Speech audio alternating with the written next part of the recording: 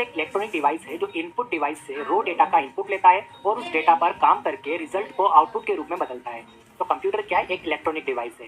Computer एक Latin भाषा के शब्द कंप्यूट से मिलकर बना है। इसका मतलब होता है गणना करना। कंप्यूटर को हिंदी में संगणक भी कहा जाता है। अब फ्रेंड्स हम बात करते हैं कि कंप्यूटर की फुल फॉर्म क्या है, क्योंकि फ्रेंड्स कई बार हमसे इंटरव्यू या एग्जाम में कंप्यूटर की फुल फॉर्म पूछ ली जाती है। तो देखिए कंप्यूटर में इन 8 करेक्टर्स का मतलब क्या होता है। तो कंप्यूटर देखिए इन 8 करेक्टर्स से मिलकर बना है। तो यहाँ पर सी का मतलब है common, O for operating, M for machine, P for particularly, U for used for, T for technological, E for engineering, कई जगहों पर इसे एजुकेशन भी बोलते हैं, और आर फॉर रिसर्च। और इन सबको अगर हम आपस में मिला दे तो क्या बन जाएगा?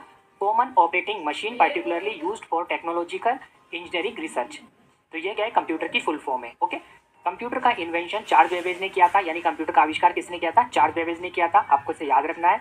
और इसे इन्होंने 1837 में बना लिया था। ओके, तो जो ईयर है वो देखिए आपको अलग अलग वेबसाइट पे कई अलग मिल सकता है। तो फ्रेंड जो फर्स्ट मैकेनिकल कंप्यूटर था उसे चार्ल्स बेबेज द्वारा ही बनाया गया था और इसका नाम था एनालिटिकल इंजन। ओके, इसे भी आपको याद रखना है। तो फ्रेंड्स देखिए यहाँ से भी एक इंपॉर्टेंट क्वेश्चन पूछा जाता है कई गवर्नमेंट एग्जाम के अंदर, वो है कि फादर ऑफ कंप्यूटर किसे कहा जाता है। तो फादर ऑफ कंप्यूटर किसे कहा जाता है? चार्ल्स बेबेज को। ओके, याद रखना है आपको। अब फ्रेंड्स देखिए हम बात करते हैं जनरेशन ऑफ कंप्यूटर की। ये बहुत इंपॉर्टेंट है समझना, कई बार कई गवर्नमेंट एग्जाम में इससे क्वेश्चंस आते हैं, इसलिए आप इसे ध्यान से समझिए। जनरेशन ऑफ कंप्यूटर मतलब कंप्यूटर की पीढ़ियां, यानी आज जिन कंप्यूटर्स को हम यूज कर रहे हैं वो कंप्यूटर हमें डायरेक्ट नहीं मिले, हमें पहले कई तरह के कंप्यूटर्स को यूज करना पड़ा था। तो वो किन जनरेशन के कंप्यूटर थे उनके बारे में ही हमें जानना है। तो जो सबसे पहली जनरेशन आई थी वो थी फर्स्ट जनरेशन।